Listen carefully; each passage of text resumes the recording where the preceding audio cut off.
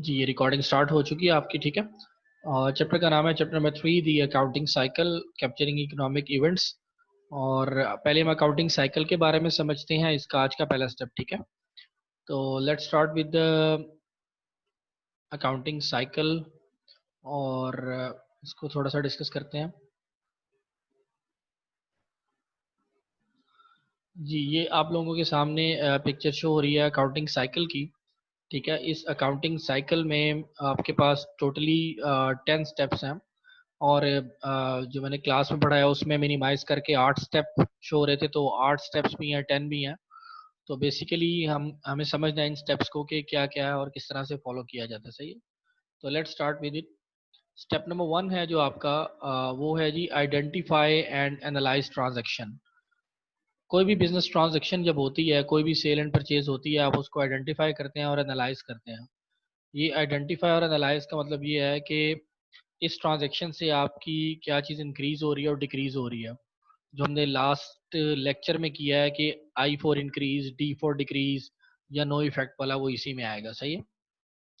तो उस ट्रांजैक्शन को एनालाइज करने के बाद कि क्या एसेट बढ़ेगा, एसेट कम होगा, लायबिलिटी बढ़ेगी, लायबिलिटी कम होगी, या ऑनर इक्विटी बढ़ेगी या कम होगी, या कोई इफेक्ट नहीं आएगा, तो उसको कहते हैं एनालाइज करना ट्रांजैक्शन को।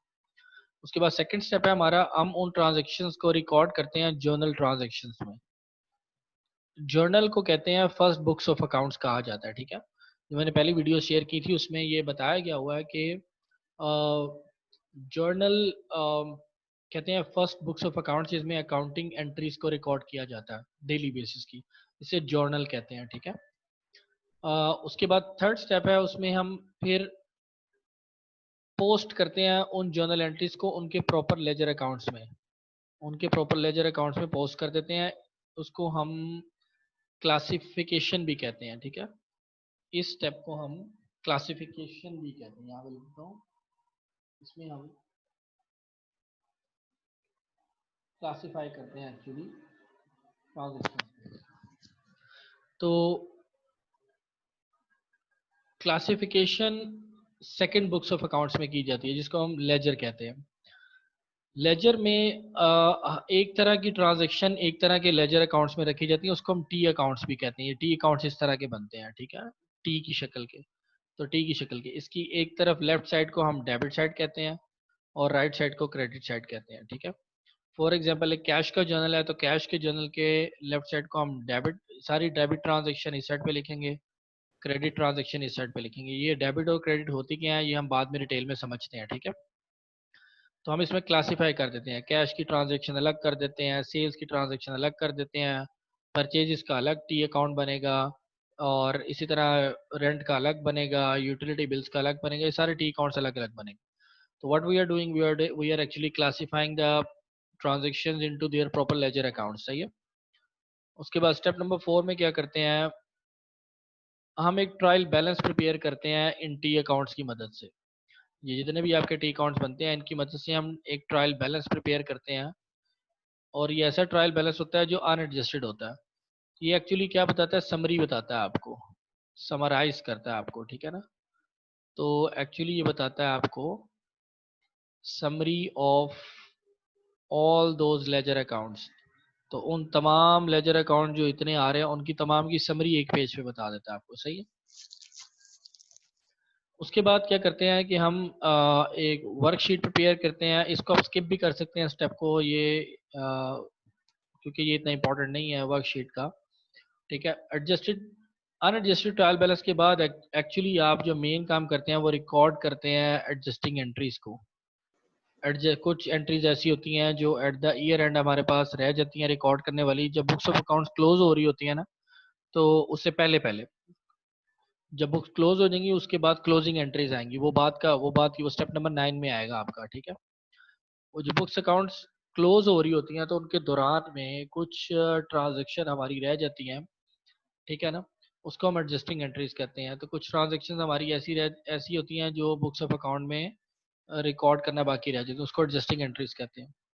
तो इन तमाम को हम एडजस्ट करते हैं, और एडजस्ट करने के बाद ट्रायल बैलेंस एक दफ़ा दोबारा बनेगा। उस ट्रायल बैलेंस को नाम दिया जाएगा एडजस्टेड ट्रायल बैलेंस।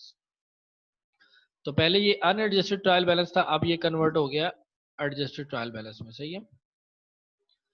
उसके बाद क्या करेंगे, फिर हम फाइनेंशियल स्टेटमेंट्स प्रिपेयर करते हैं। ये फाइनेंशियल स्टेटमेंट्स पिछले चैप्टर में, चैप्टर नंबर 2 में हम बता चुके हैं कि ये एक्चुअली 4 कैटेगरीज की होती हैं financial statements. There are 4 main types of financial statements. Number 1 is balance sheet, number 2 is income statement, number 3 is statement of cash flow statement जिसको कहते हैं CFS, कैश फ्लो स्टेटमेंट। और नंबर 4 होती है आपके पास स्टेटमेंट ऑफ ऑनर इक्विटी। तो statement of owners equity SOE। तो ये 4 स्टेटमेंट होती है। दोबारा रिवाइज कर रहा हूँ, balance sheet, income statement, cash flow statement और स्टेटमेंट ऑफ ऑनर्स इक्विटी। उसके बाद फिर क्या होता है, क्लोजिंग एंट्रीज होती हैं एट द ईयर एंड। और क्लोजिंग एंट्रीज के बाद एक दफ़ा और ट्रायल बैलेंस बनता है, उसको हम कहते हैं पोस्ट क्लोजिंग ट्रायल बैलेंस। ठीक है, तो ये सर लास्ट फाइनेंशियल। वाली मैं बता जी जी, स्टेप नंबर 8। SOE। अच्छा, स्टेटमेंट ऑफ ऑनर्स ये equity, statement of okay honours sir. Equity. ठीक है, अभी डिटेल में नहीं जा रहे, अभी सिर्फ आप नाम देख लीजिए। चैप्टर नंबर 2 में इसकी वजह से फॉर्मेट भी बनाया हुआ है। ठीक है, स्टेटमेंट ऑफ ऑनर्स इक्विटी का। और फिर क्लोजिंग एंट्रीज हैं। क्लोजिंग एंट्रीज के बाद एक दफ़ा दोबारा बनेगा क्लोजिंग ट्रायल बैलेंस। तो ट्रायल बैलेंस आपका एक्चुअली 3 दफ़ा बनता है इस पूरे साइकिल में। सबसे पहले स्टेप नंबर 4 पे बना था, उसे कहते हैं अनएडजस्टेड ट्रायल बैलेंस। फिर आपका स्टेप 7 में बना, उसे कहते हैं एडजस्टेड ट्रायल बैलेंस। और एक दफ़ा स्टेप नंबर 10 में बना, उसे कहते हैं क्लोजिंग ट्रायल बैलेंस। ठीक है, तो बेसिकली 3 तरह के आपके ट्रायल बैलेंस बनाए जाते हैं इस पूरे अकाउंटिंग साइकिल में। तो ये अकाउंटिंग साइकिल कब तक चलता रहता है, as the business goes on, the activities and the transactions held place on daily basis, and all these transactions are recorded, and then they are posted to the ledger accounts. Then we make the trial balance, 3 types of trial balance, and it goes on until or unless the business winds up। ठीक है, जब तक business sir खत्म नहीं होता ये चलता रहेगा। जी सर इसके अंदर हम कम्युनिकेट कब करेंगे, क्योंकि एक स्टेप इसमें ये भी था ना कम्युनिकेट करने का, तो वो इस साइकिल में नहीं आएगा? जी, जो फाइनेंशियल स्टेटमेंट्स है एक्चुअली ये कम्युनिकेशन की होती है। ठीक है, जो फाइनेंशियल स्टेटमेंट्स प्रिपेयर करके इसको जनरल पब्लिक को प्रेजेंट किया जाता है, तो इट इज़ कॉल्ड कम्युनिकेशन। तो स्टेप 8 में आप क्या करते हैं, ये सारी फाइनेंशियल स्टेटमेंट्स प्रिपेयर करके पब्लिश कर देते हैं actually. So it is called communication. सही है। सर एडजस्टेड और सर आपने अनएडजस्टेड में ट्रायल बैलेंस में क्या फर्क है? स्टेप नंबर 4 में अनएडजस्टेड आता है, इसमें कुछ एंट्रीज अभी रह जाती हैं करने वाली इंपॉर्टेंट। ठीक है, तो वो एंट्रीज हम बाद में एडजस्ट करते हैं। वो डिटेल में हम पढ़ेंगे, ये आगे टॉपिक आएगा जिसमें हम सारी एडजस्टिंग एंट्रीज करना सीखेंगे। तो एडजस्टिंग एंट्रीज स्टेप 6 पे करने के बाद फिर दोबारा से ट्रायल बैलेंस बनाया जाता है, तो वो अनएडजस्टेड से कन्वर्ट हो जाता है एडजस्टेड ट्रायल बैलेंस में। ठीक है। सर ये जो आपने स्टेप नंबर 7 और स्टेप नंबर 10 को लिंक किया हुआ है, हम्म। तो ये यही है, इसका मतलब ये है कि ये पहले बना लेते हैं स्टेप नंबर 7 में और 10 में उसको डिस्क्लोज कर देते हैं। बिल्कुल, स्टेप स्टेप 4 में सबसे पहले बनता है ये, लेकिन वो अनएडजस्टेड होता है। ठीक है, उसका एक रफ ड्राफ्ट बन जाता है स्टेप 4 में। उसके बाद उसको मजीद रिफाइन किया जाता है स्टेप 7 में एडजस्टिंग एंट्रीज करके, और एक्चुअल वो रिफाइंड हो जाता है स्टेप 10 में जाके, जब फाइनल हमारे पास उसकी शक्ल आ जाती है। तो ये ट्रायल बैलेंस की 3 सर शेप्स हैं। जी बेटा। सर हम जर्नल को क्या कहते हैं? First book of accounting. जी जी, जर्नल को फर्स्ट बुक ऑफ अकाउंट्स कहा जाता है, बिल्कुल, जिसमें आप ट्रांजेक्शन्स सर को ये रिकॉर्ड। क्लोजिंग क्या है? क्लोजिंग क्या बेटा? सर ये स्टेप 9 में क्लोजिंग एंट्रीज। हाँ बेटा, क्लोजिंग एंट्रीज जब आपकी फाइनेंशियल स्टेटमेंट्स बन जाती है ना, उसके बाद ये क्लोजिंग एंट्रीज कुछ होती हैं, कुछ टेम्परेरी अकाउंट्स को क्लोज करने के लिए। एक्चुअली जो रेवेन्यू और एक्सपेंसेस के अकाउंट्स होते हैं ना, वो टेम्परेरी अकाउंट्स होते हैं, तो उसको क्लोज करना होता है, उसको स्टेप 9 में क्लोज करते हैं। डिटेल में आएगा बेटा, ये डिटेल में चैप्टर पे पढ़ेंगे सारा। ठीक है, आगे जाके ओके सर। क्लोजिंग एंट्रीज वो क्लोज करके और फिर दोबारा ट्रायल बैलेंस बनाते हैं। ठीक है जी, नेक्स्ट मूव करें हम।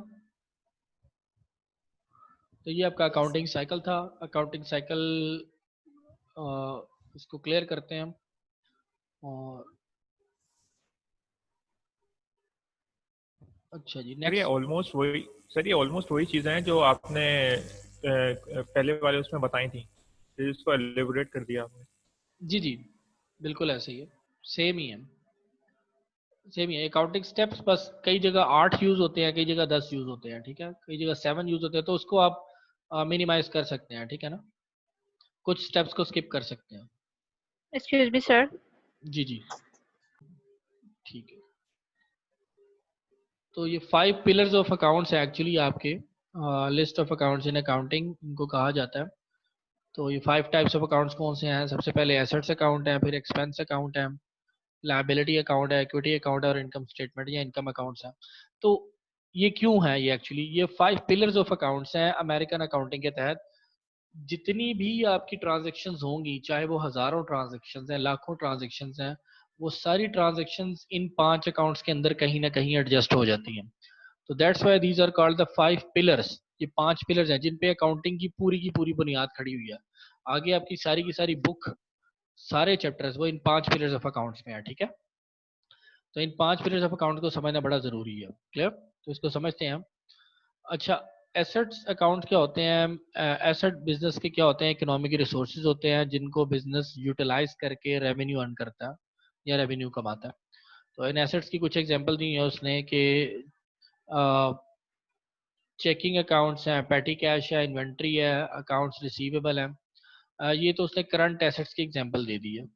ठीक है, और करंट एसेट्स के बाद कुछ फिक्स्ड एसेट्स भी होते हैं। उन फिक्स्ड एसेट्स के बारे में थोड़ा सा मैं यहाँ पे मेंशन कर देता हूँ, वो कौन कौन से हो सकते हैं। वो आपके फिक्स्ड एसेट्स या लॉन्ग टर्म एसेट्स, आपकी बिल्डिंग हो सकती है, लैंड हो सकती है, मशीनरी हो सकती है। ठीक है जी, व्हीकल हो सकती है, बिजनेस व्हीकल। सर आपकी आवाज बहुत स्लो हो गई एकदम। जी जी सॉरी, ये माइक का थोड़ा प्रॉब्लम आ गया था। माइक को भाई पकड़ना पड़ता है, साथ से टाइप भी करना पड़ता है। तो सर ये स्टॉक एक्सचेंज के अंदर जो हम करते हैं इन्वेस्टमेंट अपनी, वो भी इसमें आएगा? जी जी, इन्वेस्टमेंट्स। तो इन्वेस्टमेंट्स अगर लॉन्ग टर्म इन्वेस्टमेंट की है आपने तो वो आपकी इसी में आएगी। ठीक है, लॉन्ग टर्म इन्वेस्टमेंट आपके लॉन्ग टर्म एसेट्स में आते हैं। ठीक है ना, लेट सपोज आपने किसी कंपनी के शेयर परचेज कर लिए और आपका पर्पस ये है कि लॉन्ग टर्म मेरे पास शेयर पड़े रहेंगे 5 साल 10 साल, जितना डिविडेंड आता रहेगा वो आप रिसीव करते रहेंगे, तो वो सारी इन्वेस्टमेंट्स इसी में आती है। बिल्कुल ठीक, सही है। तो ये सारी मैंने आपको फिक्स्ड एसेट्स की एग्जांपल दे दी कुछ, और ये आपके पास फिक्स्ड एसेट्स की एग्जांपल्स हैं। ये फिक्स्ड एसेट्स को लॉन्ग टर्म एसेट्स भी कहते हैं, लॉन्ग टर्म एसेट्स। सर ये लॉन्ग टर्म के अंदर ईयर्स मिनिमम कितनी होती हैं ये? ऐसे एसेट्स जो बिजनेस को 1 साल से ज्यादा तक फायदा दे सकते हैं ना, 1 ईयर से ज्यादा तक फायदा दे सकते हैं, उनको लॉन्ग टर्म एसेट कहते हैं। ठीक है, तो इसको हम फिक्स्ड एसेट या लॉन्ग टर्म एसेट कहते हैं। बिजनेस बिल्डिंग है, लैंड है, मशीनरी है, व्हीकल है, ये सारी चीजें बिजनेस को 1 साल से ज्यादा तक फायदा देती हैं, बेनिफिट देती हैं रेवेन्यू अर्न करने के लिए। तो इसीलिए हम इसको फिक्स्ड एसेट या लॉन्ग टर्म एसेट कहते हैं।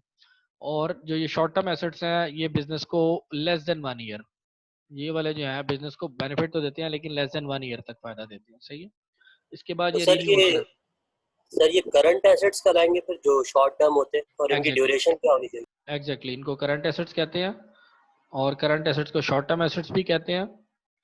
और शॉर्ट टर्म एसेट्स की ड्यूरेशन मैंने लिख दी है यहाँ पे लेस देन 1 ईयर। ठीक है, और जबकि ये जो है सर सारे ये चेकिंग क्या होता है? तो मैं इनको इनको ग्रेटर देन 1 ईयर लिख दिया। ठीक है, चेकिंग सर को ये चेकिंग क्या होता है? कैश एंड कैश इक्विवेलेंट्स होते हैं, कैश की तरह की आइटम्स होती हैं। जैसे आपके पास प्राइस बॉन्ड्स है ना, स्टेट बैंक के होते हैं, ठीक है ना, जी तो सर। ये प्राइस बॉन्ड्स आप किसी के पास लेके जाते हैं, वो कैश की बजाय ले लेता है, यहाँ पे इजीली एक्सेप्टेबल है। सर तो all those sir items which gold are भी आएगा इसमें? गोल्ड भी आएगा इसमें, बिल्कुल। जो नियर टू कैश होती है ना आइटम्स, इजीली कन्वर्टेबल टू जी कैश सर। होती है, उनको सारी को चेकिंग भी कहते हैं और कैश इक्विवेलेंट्स भी कहते हैं। ये 2 नाम यूज किए जाते हैं उसके लिए। ठीक ठीक है, है सर। अच्छा अब हम चलते हैं नेक्स्ट अकाउंट की तरफ। ये है एक्सपेंस अकाउंट। पेटी कैश क्या होता है ये बता देंगे? हाँ जी, पेटी कैश होता है स्मॉल कैश। पेटी को मतलब कहते हैं स्मॉल कैश। तो ऐसा स्मॉल कैश जो बिजनेस की डे टू डे ट्रांजेक्शन्स को मीट करने के लिए रखा जाता है ना, उसको पेटी कैश कहते हैं। ठीक है, तो डेली यूजेज के लिए जो आइटम्स के लिए कैश साइड पे रखा जाता है, डेली यूजेज के लिए यानी वो हफ्ते का या महीने का कैश साइड पे रख लेते हैं, उसको पेटी कैश कहते हैं। सही है, ये जैसे हम सर अपने इवन घरों में भी अपना कुछ कैश हम लोगों ने पॉकेट्स में रखा होता है ताकि वो डेली यूजेज के लिए हम इस्तेमाल कर सकें, या इवन आप अपनी वॉलेट में भी मिनिमम कैश 2000 3000 5000 जितना रखते हैं डेली एक्सपेंसेस को मीट करने के लिए, उसको भी पेटी कैश कहते हैं। सॉरी जी, सर, आप चेकिंग को रिपीट कर सकते हैं? Checking are the cash equivalents. ठीक है, जो कैश के नियर टू कैश आइटम्स होती हैं, यानी कैश नहीं होती वो एक्चुअल, लेकिन इजीली कन्वर्टेबल टू कैश होती हैं और वो भी मार्केट में एक्सेप्टेबल होती हैं इजीली, उनको चेकिंग यहाँ कैश इक्विवेलेंट्स कहते हैं। Sir, is there any notes receivable in long-term assets? हाँ बिल्कुल बिल्कुल, आपने ठीक कहा, नोट्स रिसीवेबल भी आते हैं इसमें। तो हम यहाँ पे अकाउंट्स रिसीवेबल करंट एसेट में आएंगे, जबकि notes receivable long term asset में आ जाएंगे। तो अकाउंट रिसीवेबल को हम यहाँ लिख देते हैं, ये लिखा हुआ है बल्कि इन्होंने यहाँ पे, सॉरी। तो अकाउंट रिसीवेबल जो कस्टमर से आप लोगों ने पैसे लेने हैं वो अकाउंट रिसीवेबल, वो आपका सारे का सारा एसेट है। और नोट्स रिसीवेबल वो ऐसे कस्टमर है जिनसे आपने पैसे लेने हैं लेकिन उनसे आपने पैसे 1 साल से ज्यादा मुद्दत में लेने हैं, उसको नोट्स रिसीवेबल कहते हैं। ठीक है, Sure, sir. और ठीक है बेटा, और कोई इसमें क्वेश्चन क्यूरी एसेट अकाउंट में हो प्लीज? No sir. चलें सर ये चेकिंग की एग्जांपल बॉन्ड होगी, ये जो बॉन्ड्स खरीद लेते हैं हम लोग, बॉन्ड अगर जी जी अगर नियर टू कैश या मार्केट में इजीली सेल किया जा सकता है, जिस तरह मैंने प्राइस बॉन्ड की एग्जांपल की, स्टेट बैंक का जो हमें मिलता है, तो वो इजीली कन्वर्टेबल टू कैश है मार्केट में। ठीक है, उसे भी कैश इक्विवेलेंट कहते हैं। सही है, अच्छा आगे मूव करते हैं। एक्सपेंस अकाउंट्स, एक्सपेंस अकाउंट्स क्या होते हैं? अच्छा ऐसा करते हैं, मैं आप लोगों से रिक्वेस्ट है कि मैं ये पहले एक अकाउंट समझा लूँ जिससे एक्सपेंस अकाउंट है, और फिर इसमें आप लोगों को क्वेश्चन ले लूँगा, तो रिकॉर्डिंग में उतनी देर के लिए स्टॉप कर दूंगा। ठीक है, अच्छा जी, एक्सपेंस अकाउंट क्या है हमारे पास? वो तमाम कॉस्ट जो बिजनेस को अकर होती हैं, वाक़या होती हैं, जो बिजनेस बियर करता है, तमाम किस्म की कॉस्ट रेवेन्यू अर्न करने के लिए, उसको एक्सपेंस कहते हैं। तो ऑल टाइप्स ऑफ कॉस्ट्स जो कंपनी बियर करती है टू जनरेट रेवेन्यू, उसको एक्सपेंस कहते हैं। तो इसमें क्या आता है? पेरोल, पेरोल में सबसे पहले एम्प्लॉयज़ की सैलरीज या वेजेस आ जाती हैं। ठीक है, जो डेली वेजेस पे काम करने वाले हैं, या मंथली पे या वीकली पे। फिर इंश्योरेंस की एक्सपेंस है, रेंट एक्सपेंस है, इक्विपमेंट की मेंटेनेंस का एक्सपेंस है। ठीक है, और सबसे बड़ा आपका एक्सपेंस है cost of goods sold, CGS इसको कहते हैं, यानी मैन्युफैक्चरिंग एक्सपेंस, चीज़ें बनाने का जो एक्सपेंस है। ठीक है, तो जितनी आपने आइटम सेल कर दी है उनकी एक्चुअली कॉस्ट कितनी आई है उनको बनाने की, तो ये सारे एक्सपेंसेस कहलाते हैं। क्लियर? इसमें अब आप लोग कोई सवाल करना चाहें एक्सपेंसेस के हवाले से? Excuse me sir. जी बेटा। और अच्छा जी, नंबर 1 है इसमें liability account, sorry number 3 account है। पहले हमने एसेट और एक्सपेंस समझ लिया। लायबिलिटी अकाउंट क्या होती है? लायबिलिटीज वो होती हैं जो कंपनीज ने अभी अदा करना होती हैं, जो अदा नहीं की। ठीक है, तो उसमें क्या है मशहूर मशहूर या फेमस? Payroll tax liability. अगर कंपनी ने अभी तक पेरोल टैक्स पे नहीं किया, वो लायबिलिटी अदा करने वाली है। टैक्सेस अदा नहीं किए तो वो भी लायबिलिटी है। अगर कंपनी अगर एम्प्लॉयज की सैलरी अदा नहीं की तो वो सैलरीज पेबल। इन सबके साथ पेबल का वर्ड लाजमी आता है, जैसे ये लिखा हुआ है पेबल। ठीक है, तो पेबल मीन्स अभी काबिल अदा है, अभी अदा नहीं किए। जिस तरह सेल्स टैक्स कलेक्टेड, कंपनी ने सेल्स टैक्स कस्टमर से तो कलेक्ट कर लिया है लेकिन आगे अभी जमा नहीं करवाया, तो ये कंपनी की लायबिलिटी आगे टैक्स डिपार्टमेंट को जमा करवाना। जैसे आप कोई भी शॉपिंग करने जाते हैं और आपको उसमें टैक्स इंक्लूडेड आप कस्टमर अदा कर रहे होते हैं उसको, ठीक है ना, कोई भी ब्रांड की आप कोई चीज़ परचेज करते हैं उसमें टैक्स की अलग अमाउंट होती है, तो वो कंपनी टैक्स लेके आगे किसको देती है? टैक्स डिपार्टमेंट को। अगर वो टैक्स डिपार्टमेंट को अदा नहीं किया अभी तक तो वो आपकी लायबिलिटी है। फिर है credit memo liability. Credit memo liability से मुराद ये है कि हम सप्लायर से माल लेते हैं और मोस्टली दुनिया में बिजनेस क्रेडिट पे चलता है, उधार पे। हम सप्लायर को कहते हैं कि भाई आप माल दे दो हमें, जो भी हमारी प्रोडक्शन के लिए चाहिए, तो हम आपको आहिस्ता आहिस्ता पेमेंट्स कर देंगे। इसे कहते हैं क्रेडिट मेमो लायबिलिटी। ठीक है, तो अकाउंट्स पेबल में क्या आते हैं? वो तमाम एक्सपेंसिव, वो तमाम लायबिलिटीज जो शॉर्ट टर्म होती हैं, एक्चुअली इसमें शॉर्ट टर्म लायबिलिटीज आती हैं। ठीक है, अकाउंट्स पेबल में जैसे यूटिलिटीज हैं, यूटिलिटी बिल्स हैं, या रेंट है, रेंट पेबल है अगर अभी अदा नहीं किया आपने।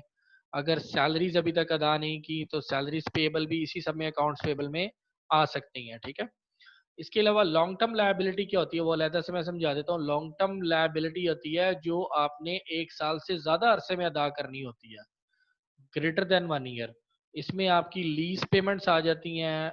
लेट सपोज आपने गाड़ी लीज पे ले ली है, तो लीज पे घर ले लिया आपने, कोई भी चीज ले लिया, वो सारी मोर देन 1 ईयर। अगर आपने बैंक से लोन ले लिया है 1 साल से ज्यादा अरसा का, तो वो लोन सारा लायबिलिटी में आ जाएगा। ठीक है ना, ये लॉन्ग टर्म है सारी लायबिलिटीज। अगर आपने बॉन्ड्स खरीद लिए हैं किसी कंपनी के, जो लॉन्ग टर्म में आपको पेमेंट्स अदा करेंगे 5 साल बाद या 10 साल बाद वापस करेंगे, तो ये सारे क्या हैं, लॉन्ग टर्म लायबिलिटी है, जिनकी पेमेंट 1 साल से ज़्यादा अरसा में करनी होती है। और जिनकी पेमेंट्स लेस देन 1 ईयर करनी होती है, 1 साल के अंदर अंदर, वो सारी क्या होती हैं, शॉर्ट टर्म लायबिलिटीज होती है। ठीक है। फिर आपके पास आते हैं जी इक्विटी अकाउंट्स। क्या होते हैं ऐसे अकाउंट्स? इक्विटी कहते हैं हिस्सा को, पार्ट को। अकाउंट्स अकाउंट्स मुराद ये शेयर होल्डर्स का अकाउंट, शेयर होल्डर का हिस्सा। ठीक है। तो ऑनर्स इक्विटी से मुराद क्या है? ऑनर्स का हिस्सा। ठीक है, ऑनर्स का शेयर कितना है बिजनेस में। और इसमें क्या आते हैं? Common stock. कॉमन स्टॉक से मुराद ये है जो शेयर्स कॉमनली अवेलेबल होते हैं ना स्टॉक मार्केट में, आप भी जाके किसी कंपनी का शेयर परचेज कर सकते हैं, तो आप भी इसके ओनर बन जाएंगे, आपका हिस्सा उसमें हो जाएगा। जितने ज़्यादा आप शेयर परचेज करते जाएंगे, आप उतने बड़े कंपनी के ओनर बनते जाएंगे। ठीक है। और कंपनी में, और इस इक्विटी अकाउंट में एक और चीज़ बड़ी इंपॉर्टेंट आती है, होती है रिटेन्ड अर्निंग्स। रिटेन्ड अर्निंग से मुराद ये होता है रिजर्व। ऐसा रिजर्व जो कंपनी हर साल अपने प्रॉफिट में से साइड पे रख लेती है to meet their future liabilities, उसको रिजर्व कहते हैं। ठीक है। तो रिजर्व भी आपका रिटेन्ड अर्निंग में आ जाता है। ठीक है, इसको रिजर्व कहते हैं। और ये ऑनर का इस पे हक होता है, तो जितने ऑनर्स होंगे वो रिटेन्ड अर्निंग पे उनका हक होगा, क्योंकि ये कंपनी के प्रॉफिट में से रिजर्व साइड पे रखा जाता है। किस लिए? कि फ्यूचर में कोई भी आपने एक्सटेंशन करनी है, एसेट परचेज करने हैं या लायबिलिटीज अदा करनी है, उसके लिए ये यूज किया जाता है। ठीक है। नेक्स्ट है जी आपके पास, लास्ट हमारे पास नंबर 5th अकाउंट है इनकम अकाउंट्स।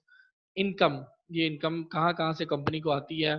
जब भी कंपनी कोई प्रोडक्ट सेल करेगी, चीज़ें बेचेगी, तो उसको जो पैसे आएंगे उसको इनकम में, इनकम स्टेटमेंट में लिखेंगे। अर्नड इंटरेस्ट, अगर कंपनी कहीं से इंटरेस्ट अर्न करती है, कहीं कंपनी ने इन्वेस्टमेंट की हुई है, वहाँ से उसको इंटरेस्ट रिसीव होता है, तो वो भी इनकम स्टेटमेंट में आएगा। इसके अलावा मिसलिनियस इनकम, कोई और रिसोर्सेज भी अगर कंपनी इनकम जनरेट करती है, तो वो सारी इनकम अकाउंट्स में आएंगी। ठीक है जी। तो ये इनकम अकाउंट्स भी कहते हैं, और इसको रेवेन्यू अकाउंट्स भी कहते हैं, याद रखिएगा, रेवेन्यू भी कहते हैं इसको। ठीक है, इसको रेवेन्यू भी कहा जाता है, लेकिन याद रखिएगा इसको प्रॉफिट ना कहिएगा। रेवेन्यू या इनकम अकाउंट को प्रॉफिट नहीं आप कहेंगे। प्रॉफिट कैसे आता है? जब आप इनकम में से या रेवेन्यू में से सारे एक्सपेंसेस माइनस कर देते हैं, जो हमने ऊपर एक्सपेंस अकाउंट पढ़ा है, वो सारे एक्सपेंसेस माइनस करने के बाद जो आता है उसको प्रॉफिट कहते हैं। ठीक है, याद रखिएगा। क्लियर? तो अभी कोई सवाल है आप लोगों का तो मुझे पूछिए प्लीज इन अकाउंट्स में से। जी सर, रिकॉर्डिंग स्टॉप